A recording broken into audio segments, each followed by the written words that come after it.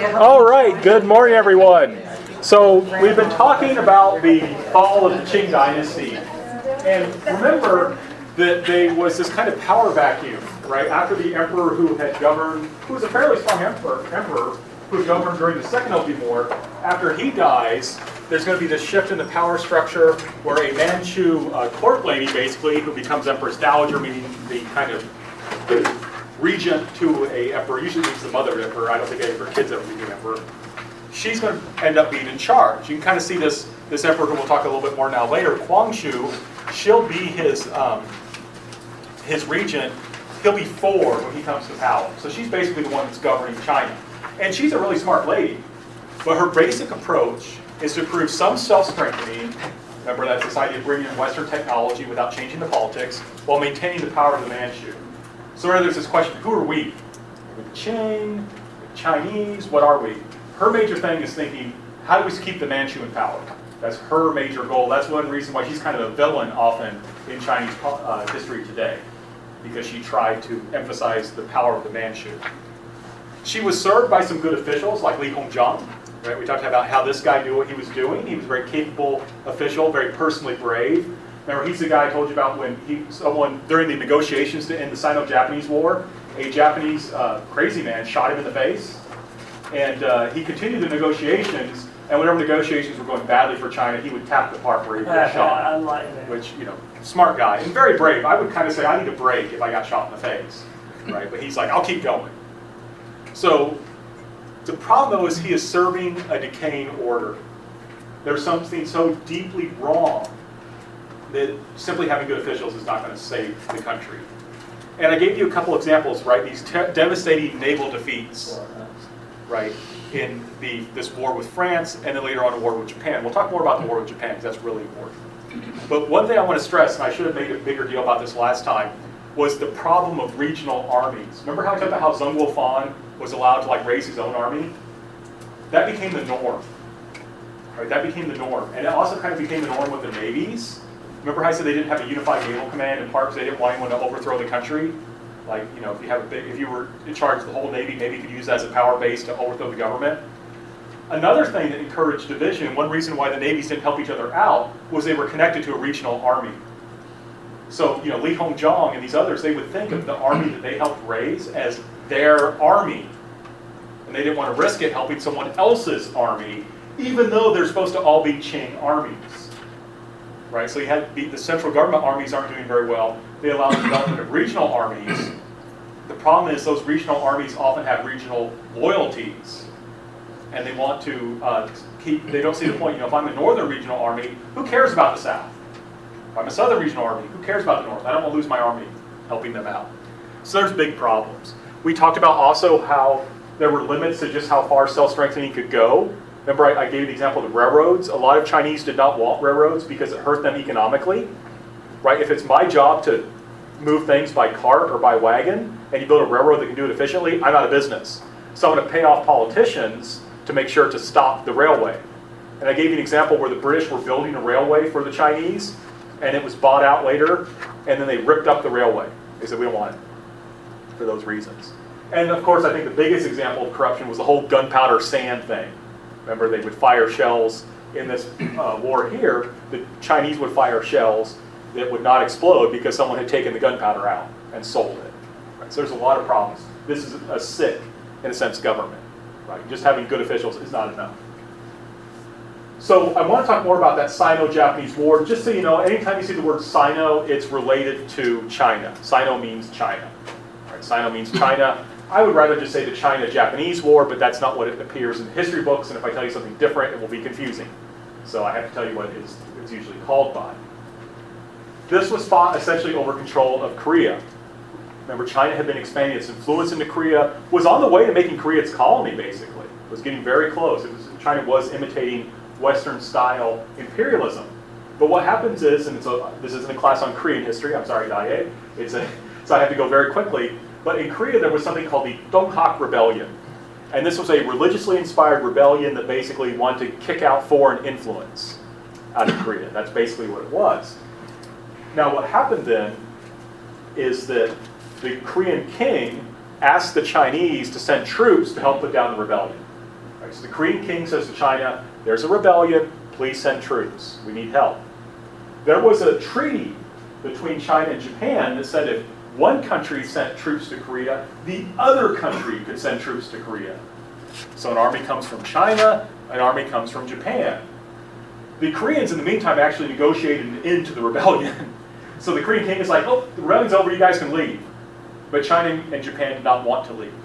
Right? China wanted to build up its power even more, and the Japanese wanted to seize power from China. Right? You kind of think about it this way, and again, this is kind of the tragedy of Korea in a sense, is the Koreans have a great geographic position, and Japan would like to make sure that to have it under its influence because that way no one can invade through Korea. China wants Korea under its influence so no one can invade through Korea. Right? Multiple invasions have gone over Korea, either from Japan to invade China, or from China to invade Japan. So both want a friendly Korea, and in this case, they basically want to take it over. So now we've got a Chinese army and a Japanese army in Korea. Japan says, you know what? There's a bunch of problems in Korea. China, let's work together to reform Korea.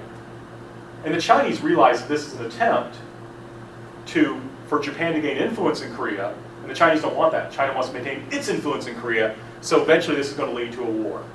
So we're now going to have a war between China and Japan over who will have dominant influence in Korea. I don't talk a whole lot about this war, but it's kind of like Opium War, but it's instead of the Japanese, or instead of the British all just embarrassingly defeating China, it is the Japanese who defeat China in every single battle. Right? The Chinese, at least against the British, had the Sun Yuan Li battle, very minor battle, at least they won it. I don't think there's any battles that the Chinese won in this war. Right? And the world was shocked by this. Remember, Lord McCartney said that people will be in awe of China. Right? China will, because of its great size, people will be intimidated. And that's why the whole world basically thought Japan would lose, that China would easily defeat Japan, and it was the exact opposite. Why? Because Japan had undertaken radical reforms. If you took my Japanese history class, we talked about that, or my world history class, we talked about the Meiji Reformation. For those of you who didn't take it, by this time Japan had become a democracy. Right? It had a constitution. It had a modern school system. It had a modern army. Japan had, remember I said China did not want to remake its politics? Didn't want to change anything, just get some guns. Japan said, let's remake everything. We're going to completely transform ourselves. So Japan is going to modernize, even like I said, going so far, Japan in this time period, they had a modern constitution and they were a democratic government. That's how far they went. They were a nationalistic government. Remember how I said China has to worry about people trying to overthrow the emperor, can't give anyone too much power, they'll try and take over. Japan was very nationalistic, there was no problem with that. The Japanese emperor, the Japanese government told people what to do, and they generally did it. They didn't try to overthrow the country. So it's very different. China, in contrast, like I said, they lack unity, they lack nationalism. And one thing I want to stress, technology is not the issue.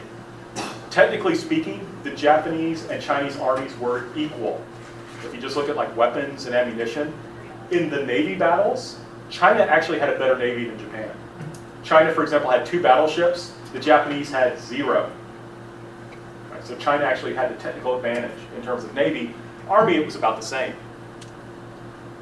So it's not the issue of weapons or technology, it's an issue of society, and politics. Japan has a modern economy, a modern political system, and a modern social system, and they are going to win. Yes, Cameron? But if Japan, like you talked about, and you talked about modern Japan, undertook all those reforms, wouldn't that make their army and everything else be better though, because they have modern technology? Like, would it have been better than China's? In terms of discipline and training, you're right, it's better. I'm sorry, to be clear, when I say their army is like the same, I mean in terms of technology. So like the Japanese don't have better weapons than the Chinese. But going to what you're saying, they do have a more organized military. Their soldiers are paid regularly. The soldiers are nationalistic. They're more unified. They help each other out more. There's no issue of soldiers, the Northern Fleet saying, "Oh, I'm not going to help this other fleet." Does that make sense? Yeah. But I mean, it's a good question, and I have to stress when I say equality, I mean technical.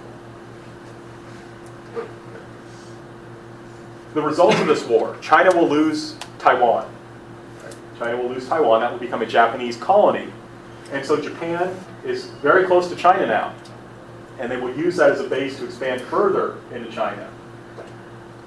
Japan China has to pay an indemnity of 230 million taels. Remember, a tael is an ounce of silver. I almost said an ounce of sugar. I know where my mind is. It's an ounce of silver. Their annual revenue was only about 89 million taels. So, I think, what's the American budget? It's like $2 trillion or something like that. Imagine if 3 or 4. $3 or $4 trillion. Imagine we lose a war and then we got to pay someone $9 to $12 trillion. That's how devastating this is, right? Very good for Japan. Not so good for China. And I apologize, I made a major mistake.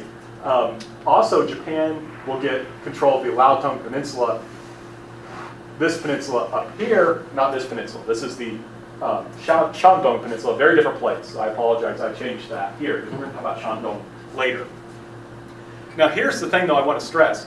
China will lose this to Japan, but then Russia, Germany, and France will send their navies to Japan and threaten Japan into giving it back to China. Then later, and they'll say, oh, Japan can't take this from China because it threatens peace in the East. And then later the Russians will pressure China into leasing it to them. So Russia will get a hold of it. But the key thing here is China is really weak. Right? They're forced to do all this stuff. They initially give the Japanese the peninsula. They lease it to them. But you have foreign intervention forces Japan to give it back. But the key, and then later the Russians take it. But the key thing here, no one thinks China is the predominant power in Asia anymore. Before this time, if you were to ask people who's the most powerful country in Asia, people would say, well, China. Clearly China. It's big, it's huge. And they're modernizing. Look at these arsenals they have. Look at these weapons. Look at their battleships that they have. But now, no one thinks that way. Japan is clearly the dominant power in Asia. And we have to stress, right? The British defeat China. China engages in these limited reforms. Japan engages in reforms to make them look more like Britain. And then Japan defeats China.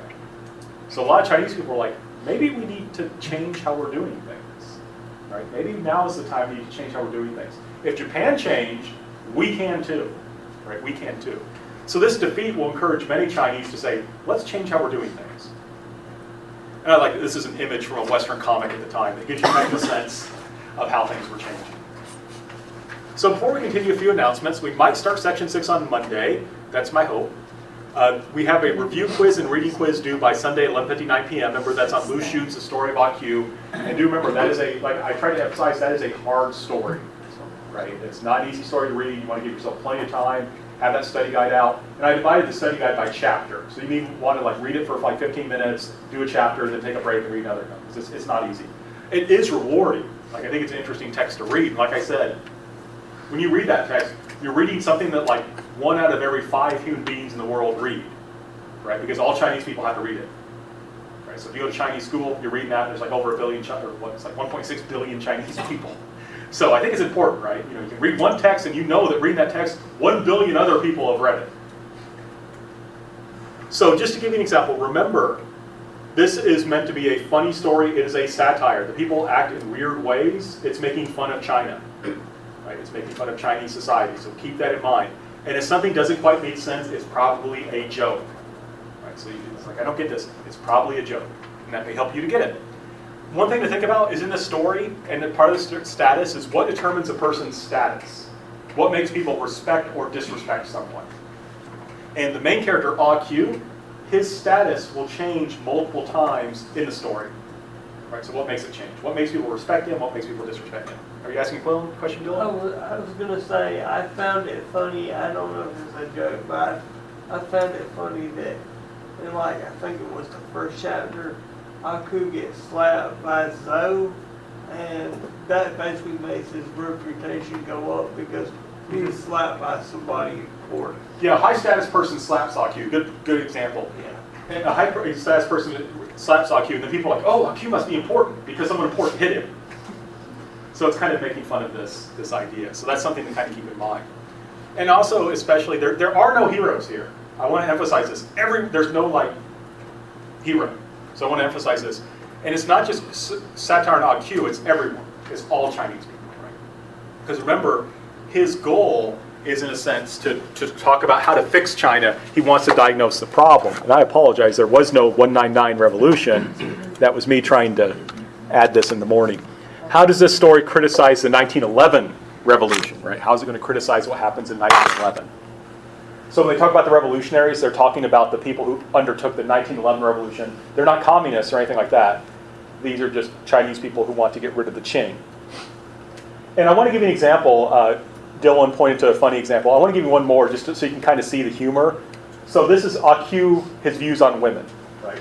All nuns, and he means Buddhist nuns. He's talking about Buddhist nuns. As he saw it, were having affairs with monks. Any woman walking the streets had designs on strange men.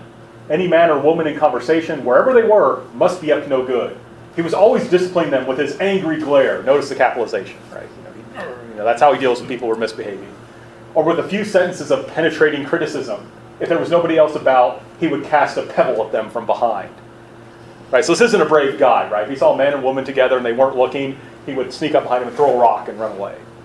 Right, that's Akyu. To show how virtuous he is, right? To make it clear that men and women should not mix, because clearly if men and women are together, you know that something, they're obviously out having affairs and things. So keep that in mind. This is an example of the kind of humor. I hope you enjoy it. So here's the thing now. Just like McCartney thought. It's amazing how smart that guy was, right? It took 100 years to happen. But he's right. Now it's that China appeared strong, but actually wasn't. And now the whole world, after Japan's defeat of China, realizes China is weak. And that's going to lead to what we call the scramble for concessions. Right? Concessions basically are areas where you have special rights. So, for example, a railway concession gives you the right, a foreign company, the right to build a concession in China. Build a railway in China, I'm sorry. A mining concession gives a foreign company the right to mine minerals from China. You have to pay for it, but the key thing is, wouldn't it be better to mine your own minerals and get all the money? Right? It's not good from China's perspective. If you look, let me turn on the lights so you can see this a little bit better. Russia will be expanding its influence all through the northern Qing Empire. Britain has a huge area where it has concessions. Japan will start getting concessions, special rights in China around Taiwan, and in this area here. I'm sorry, no, this is the German part. The Germans will get control of this area. We'll talk about that later. But the key thing is now, all these foreign countries are getting special rights in China because they know China's weak. Before, they were kind of nervous to fight with China because, they've just spent 30 years building up an army, getting modern weapons. But now everyone knows China is weak, and they're going to be pushing to get as much power and influence over China as they can. So a lot of Chinese start saying, we need to change. We need to change. We need something better than self-strengthening. Self-strengthening is not sufficient to save China. And one of the people is a man named Kang Youwei. Now this is very complicated, so please bear with me. But remember I said this question, who are we? How much do we reform? What do we reform? What should China look like? Remember Zheng Guofan?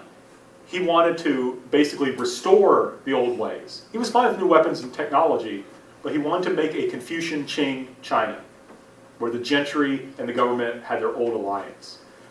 Remember, Zheng Guofan wanted to save Confucianism. And for Zheng Guofan, Confucianism, traditional Confucianism and China were inseparable. To be Chinese meant to be Confucian. Kang Youwei is a little bit different.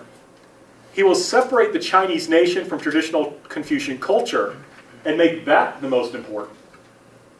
Right? So he's going to try and make a separation. He's not going to say that being Chinese means to be traditionally Confucian. Being Chinese is something else, something that we can separate. What that something else is, we're going to talk a little bit more about later. But you can kind of think about it this way. He says there's a Chinese nation, a Chinese ethnicity, Chinese race perhaps, and you could be Confucian to be Chinese, but you don't have to be. That's something separate. And therefore, we can change the culture to save the nation.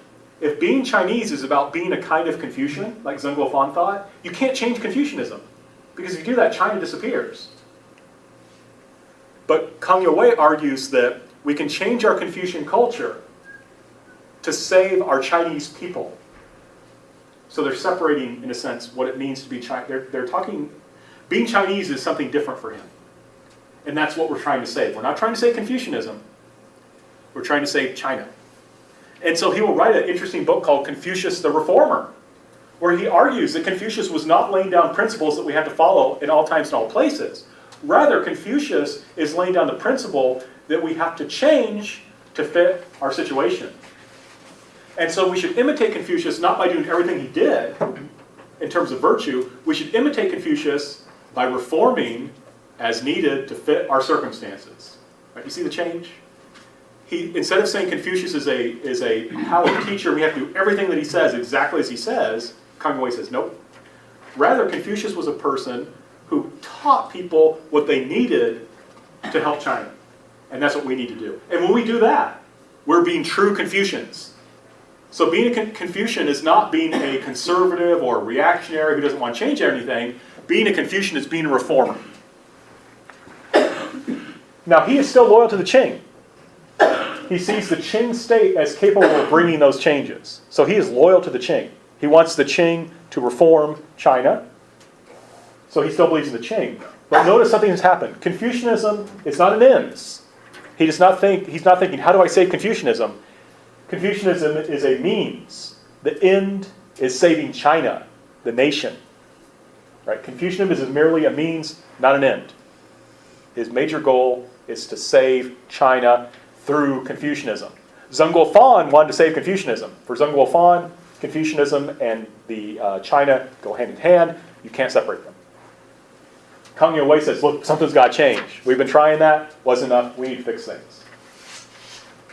Now, Kang Youwei led a provincial school that taught these ideas, and he got the attention of the Guangzhou emperor. Remember that guy who was like 4 years old when he became emperor? That guy. And so he will become the tutor of the Guangzhou emperor and convince him to follow his reforms. And this leads to the 100 Days of Reform. And I like to say, it lasts 100 days. That's why it's called the 100 Days of Reform. But Annie, of course, would correct me and say, actually, it lasted 103 days. It lasted 103 days. We call it 100 days because it's much nicer. So you can tell these reforms did not last long. But what happened in the reforms, right? Well, in the reforms, the Guangzhou emperor, under the influence of Kang Youwei, is going to issue a bunch of reform edicts. He will say, let's make the exam systems more practical. Let's put foreign languages on it. Let's put mathematics on the exam. Let's not just talk about Confucianism. Let's make these things more practical. They will establish modern schools like what Japan had. Right? We're going to establish government-sponsored schools that teach modern Western knowledge, just like they were doing in Japan. Japan's model works. Let's be more like Japan. They also emphasize, let's have the government actively intervene to increase production in terms of industry and to increase trade. And with the money we make from that, we can modernize the government and our infrastructure. Let's actually build railways. Let's build more telegraph wires. Let's do all that stuff.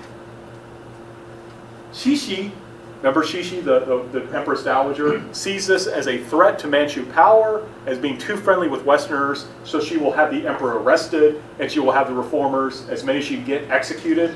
Kang Youwei flees to Japan. Right? This guy will survive. He will run away to Japan. But that's why this only lasts 100 or 103 days. Because the Empress Dowager sees this as a threat to Manchu power. Right? She sees this as a threat to Manchu power. No wonder she's seen as a villain. Exactly, yeah. She shuts down reform that could have helped. Yes, Madison. How does arresting the emperor work? Like I did. You would say that, well, she has the political power, first of all, so she can do it. So she has all these people who are personally loyal to her, but you would say something. She didn't say, the emperor's committed a crime, let's go arrest him. She would say, the emperor has fallen under the influence of bad advisors and has to be rescued. So I'm saying to rescue, and to make sure they can't get him, we're going to put the emperor in protective custody. Gotcha. So bad people can't get to the emperor. But it's a good question. That's how it works. I mean, yeah, that makes sense. Yeah, that's how it works. I shouldn't use arrest is what happened, but that's not how they phrased it. It's protective custody. Keep him away from bad influences like Kang Youwei. So why reject reform? Well, why did the Manchu have the right to rule? Well, the mandate of heaven. That's why they have the right to rule, the mandate of heaven. Well, what are these reformers looking to? To countries like Japan, Great Britain, or even horror of horrors, France and the United States, where there was no monarch. Right? At least Britain has a king. But these reformers we've been talking about are saying, let's make our country more like these Western countries, or like Japan. I mean, at least Japan and Britain have a king or an emperor. But wow, the United States and the French, they're crazy. They don't have any kings or emperors. And the British emperor or British king, he doesn't really do that much ruling. Right? The British king by this time is more of a figurehead. The Japanese emperor has some more power, but he's still not an absolute monarch. The Japanese emperor still has to listen to the Diet, or to their parliament. The Japanese emperor has a constitution that limits his power in some ways. So from her perspective, this is all bad. We don't like liberal democracy because that weakens the power of the Manchu. Now, the emperors traditionally had absolute power. They could do what they wanted. They weren't limited by any constitution. She didn't want that because that would limit her power, right? She rules through the emperors. And also these Western countries were nationalistic. Now, nationalism has a lot of different ways of defining it. If you're not familiar with the concept, for our purposes, the idea of nationalism is nations should rule themselves. There are Japanese people, the Japanese people should rule the Japanese people. There are French people should rule French people. You can guess why the Manchus did not like that. Because in nationalism, Han Chinese should rule Han Chinese. Manchus are not Han Chinese. So basically, modern Western political systems directly threatened Manchu power. And Shishi wants to have nothing to do with that. Right? We want to keep our power. We want to stay absolute monarchs. Nothing of this. Moreover, these ideas too, you can think, for example, Western liberal democracy encourages equality. In Japan, they had legal equality. Right? In the Japanese system, Americans, French, had legal equality. I mean, there's racism that prevents a lot of that from being lived out the way it should have been, but legally there's equality. But remember, Confucianism was all about hierarchy. Remember, if we don't have hierarchy, we'll have chaos. Now, we'll talk more about this later, but these ideas to us seem very conservative in a sense, right? Liberal democracy, that's not a big deal from our perspective because we live in one. But more radical ideas will also be rising. I'll come back to them later. Moreover, all this seemed to threaten the traditional view that moral knowledge was more important than technical knowledge, right? That was a traditional view. Moral knowledge is more important than technical knowledge. But these modern schools emphasize reading, writing, and arithmetic. They don't emphasize Confucianism. So she doesn't like that. And a lot of other people don't like that. So the reforms seem to be reversing a lot of the traditional way Confucians did things. Moreover, and you can kind of think about this way too, why there would be, and it's not just the Manchus. One thing you have to understand is the gentry, by and large, supported the Manchu position. Right? The gentry, by and large, support the Manchu position. You may say, well, why is that? Well, the contents of exams, right, were the path to power. Remember, how do gentry get their power? Well, they're landowners, typically, who use that money to get their kids a Confucian education. And hopefully those kids will become a government official. And you kind of think about it this way. Imagine that you have decided that you're going to pursue a math degree at Lander. And you've spent your whole life preparing to go to Lander to get a math degree. You spend 3.5 years at Lander getting that. Spring semester of your senior year, getting ready to graduate your math degree, and suddenly you're told, oh, math is not what you should be studying. You should totally be studying psychology. You're not going to be very happy about that, are you? Because you've spent your whole life learning math. And all the people who are powerful because of their expertise in math are not going to like it either. So there'll be massive opposition to psychology. That's what happens here. The gentry get their power from their knowledge of Confucianism. They validate that power through passing the exams based on Confucianism. And now you're changing the rules of the game in the middle? So the gentry will oppose this. The gentry will oppose any kind of change to Confucianism. Right? Getting rid of Confucianism, getting rid of the exams. And so they're the natural allies of the Qing. So you still have this Confucian gentry government alliance, and it prevents reform. Right? Prevents reform. Right? The scholars and gentry benefit from the old system. When my power comes from Confucianism, why would I want Confucianism to become less important? If Confucianism becomes less important, my power comes from Confucianism, I become less important, I become less powerful. There's one last card to play though. Right? The Qing do have one last thing to do. I mean, because you look at this, you're like, what can you do? Right? The old way is not working, right? The Qing just keep getting beaten up by everyone and their uncle. That's not working. But you don't want to reform. So what are you going to do? And what ends up happening is this thing called the Boxer Rebellion. Right? This thing called the Boxer Rebellion. I have a clip that's going to kind of introduce the Boxer Rebellion from the perspective of American missionaries. Right? So it's trying to tie together the United States and China. Uh-oh. it'll just, I just need to try again. It's like the Oracle of Delphi, just try again. Dear loved ones, did you hear of the trouble the Christians are having in the 2 provinces just east of us?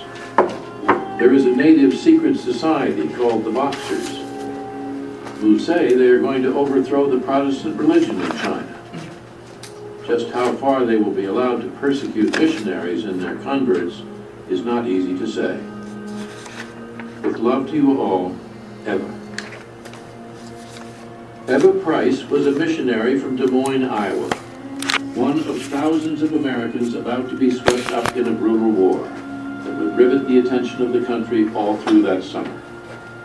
One of the great ironies about 1900 is that the United States appears as one of the great world powers at the very moment that the world is exploding into revolution.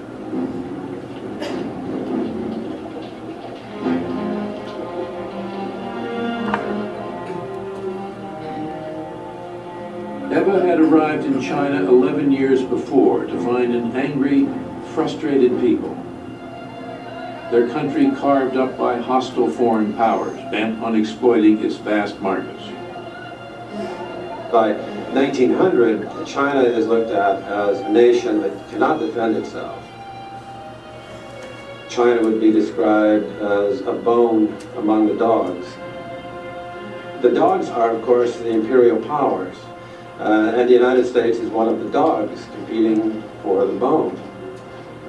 China is seen as a great prize, as a bottomless market for both industrial exports and for missionaries. In 1900, thousands of missionaries, inspired by the evangelical fervor sweeping American universities, were spreading the gospel in Asia. China is open to the gospel now, missionary leaders said. It may not be so when she becomes strong enough to dictate her treaties. Eva and her husband Charles had sacrificed a comfortable life in America to live in an isolated province in China with their 7-year-old daughter Florence. Eva was a very home-loving person. She had her family here. She loved them dearly, and it was very hard for her to leave. She longed for letters from home and from her loved ones. She was very lonesome. But they wanted to do something for the betterment of the world, and to spread Christianity was their way. Eva and Charles ran a school, nursed the old and the sick, taught the Bible. Eager to record the exotic world around her, Eva brought along a camera.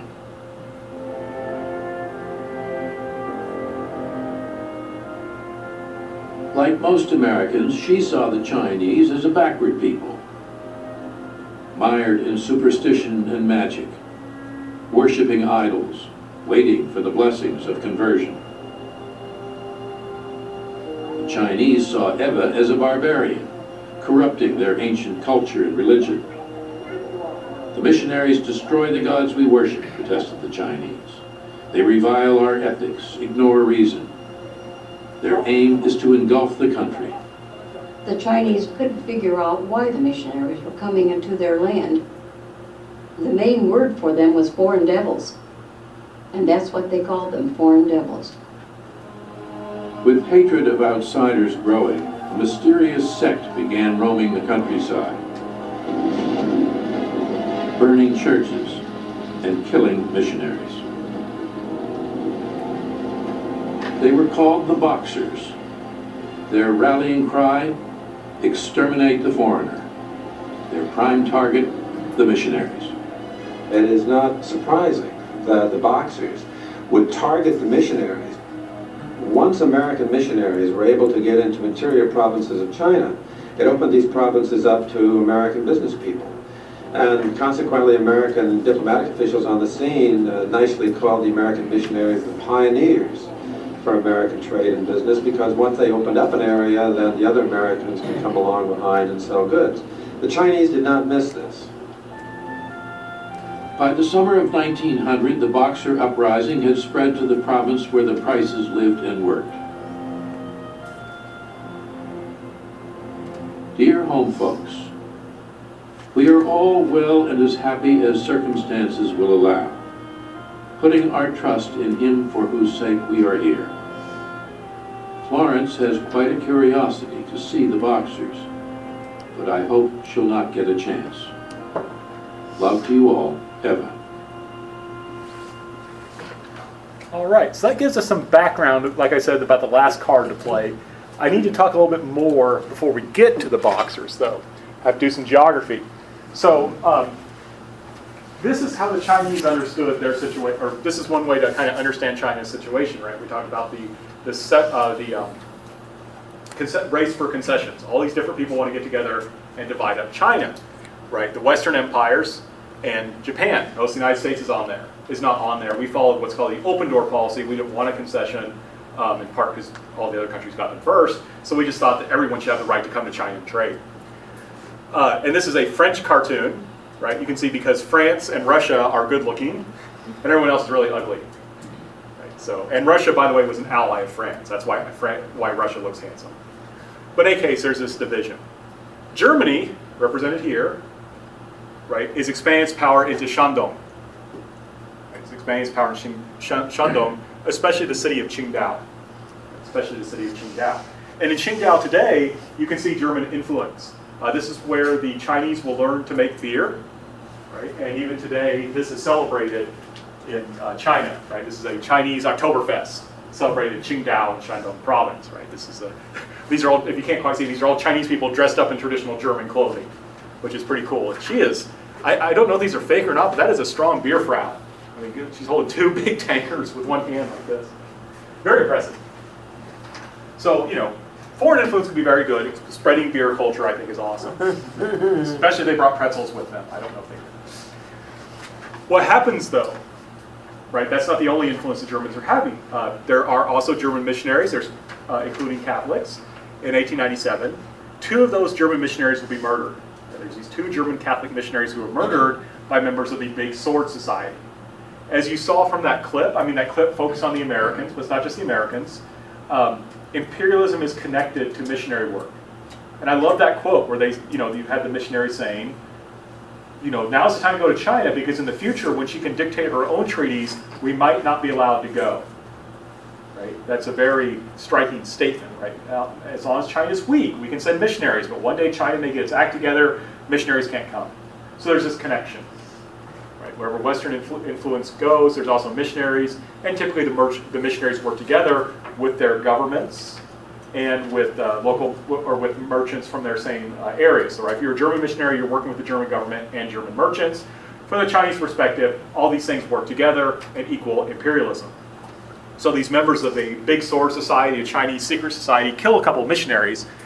And what happens is the German government will use this to justify seizing control over Qingdao and the surrounding area, including mining and railways, and then say, oh, if we're controlling the mines and the railways, we need soldiers there too. And you can see this is kind of a pretext, right? That's really striking. People kill missionaries, so you get control over their mines and their railways, and you get to station troops. Right? Imagine if there were some missionaries from another country in the United States who were killed. That doesn't mean that we should punish the killers, but we don't have to give their country control over our mines or over the interstate system. Right? So this is kind of a pretext. The Germans are using this as a pretext to murder these 2 missionaries as a way of expanding their power. And this is a big deal because notice Beijing is up here. Here is Qingdao and Shandong province. This is pretty close to Beijing. So that's making the Chinese nervous, right? It's very close to the emperor. But also the Shandong Peninsula is where Confucius is originally from. So this is the heartland of Chinese civilization, right? Foreigners are gaining influence and control over the home of Confucius. That seems really bad. So the local Chinese will resist. Local Chinese say, our government's not doing anything to help us. Instead of punishing these foreigners who come in and march around like they own the place, the government's punishing us. So they start resisting even more. More and more Chinese people start to resist. And the German, they will attack like German officials and things like that. The Germans will react by just randomly going into villages and killing Chinese people. Right? So there's some serious conflict going on. So what's going to happen is you've got Chinese in the countryside are generally upset and angry, right? Foreigners are marching around like they own the place, doing what they want to do. And then when they try, and the government won't stop them, and then their own government will like punish them or won't protect them when they try and stop them. So there's this general anti-foreign feeling. Yes, Robert? Is the Boxers like a translation of what they called themselves? Yeah, they literally call themselves, let's see, it's like I think it's like the Association of Righteous Fists. Got it. Is that what Yeah, I you was had, going to say the righteous fist. Right, yeah, it's the Association of Righteous Fists. And then it was translated in English as boxers, right? You box with your fists. That's the idea. Good question. Now what happens is you've got these people who are angry and upset. And then in 1898 there's a big drought. So up here in Shandong province in northern China, there's a big drought. And it also happens to be the place where there's growing foreign influence. And droughts are kind of weird because it's like a non-thing. A drought is the absence of something. Like when there's a drought, it's like there's no rain. So you have all these poor farmers who are sitting around with literally nothing to do because they're waiting for the rain. Can't really plant. You don't want to go out and plant seed if there's no rain, right? It's all just going to die. So you got these people who are just hanging around, not knowing what to do, and they start boxing. They start practicing martial arts because they literally have nothing to do. So you got these group of guys getting together all over Shandong province, northern China, boxing, and they start talking to each other, and they're like, "What's wrong? Why isn't it raining?" Now, you may recall, right, remember the Chinese believe strongly that, and this is kind of a pre-modern worldview, that what controls the weather is heaven and the gods. It's not raining because the gods are angry. That's why it's not raining. It's not raining because the gods are angry. Well, why are the gods angry? Well, you know those missionaries that go around, they build churches, and they convert Chinese people to Christianity, and they don't worship the ancestors anymore? They don't worship the gods anymore? You know, these people are in our country telling us that what we do is wrong, and they're stopping us from doing good things. You should totally worship your ancestors. That's the right thing to do. And these Christians, they're not doing it. And you've got these traitorous Chinese who become Christians. And finally someone says, let's go get them. And they go out and they kill a bunch of Christians. Now in the video clip they emphasize missionaries, but it was mostly Chinese Christians who died. It was mostly Chinese Christians. Interesting enough, it was predominantly Catholics, because the Catholics were mostly out in the villages and the countryside. It was easier to get them. Right? Protestants could flee easier to like fortresses and into the cities where they were safer. But the Catholics, about 10,000 would be killed. By the way, sad to say, the prices get killed too. Okay, I'll talk more about what happens to them Even later. the daughter. Yeah, they all get killed. Oh. They didn't care. And so you've got this general massacre of Christians. And what's really interesting is sometimes they would go out and kill Christians and then it would start raining. And they would say, we were right. That's why it wasn't raining, because the gods were angry. We killed Christians. The gods are happy now it started to rain, so let's go kill some more. We're on the right track.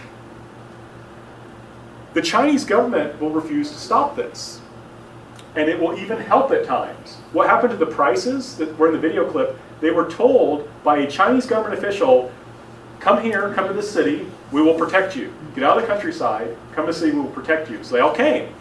And it turned out that the official was actually on the side of the Boxers. And all the missionaries showed up, and he had them all massacred. About 50 of them and their kids. So the Western empires are not very happy about this, because the Chinese government is either encouraging this, or is even helping, or refuses to stop it, or even helps. So the Western empires and Japan intervene, and then the Qing declare war on them. The Qing will declare war on 11 countries, I believe. I used to always say 8, and Annie would correct me because I think it was actually 10 or 11, but only 8 would actually send forces, right? Like the Chinese declared war on the Netherlands, they didn't send anyone. But China will declare war on like 11 countries, 8 will fight. So it'll be like China, and I always forget all of them, but it's like China versus the United States, France, Germany, Italy, Austro-Hungary, Russia, Britain, and there's always an 8th one I forget. So is this like a pre-World War? If everyone is on one side against China, yes.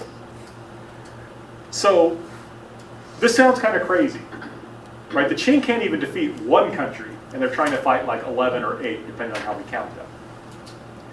Their last card was the power of the people.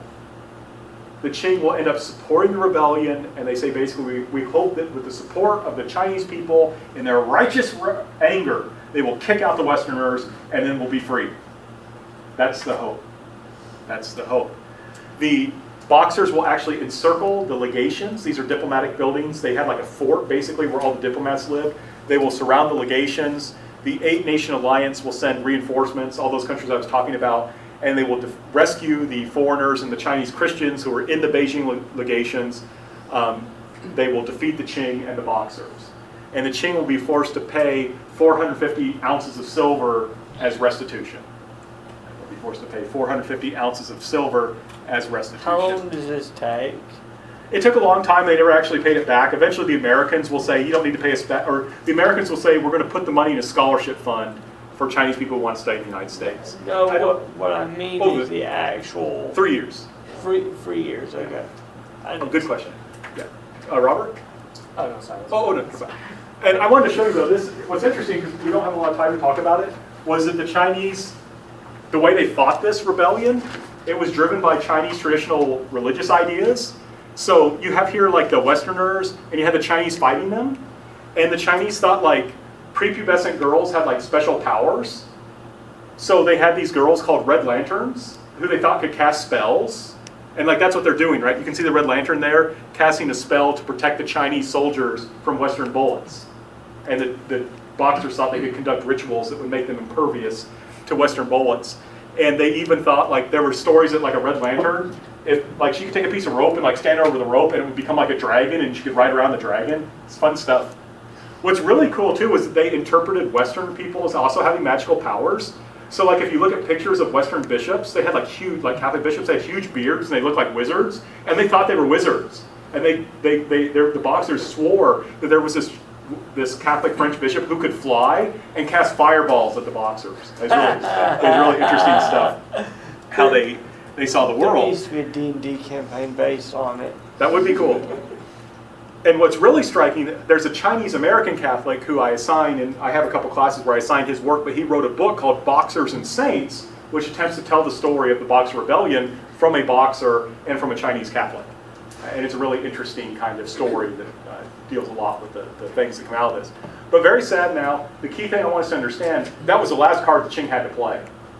They thought they wanted to do limited reform, that didn't work, but they didn't want any reform, so now they try and bring in the people to help them. That fails, so they're finally going to have to reform. But that's a story we'll pick up with on Monday. See you all then.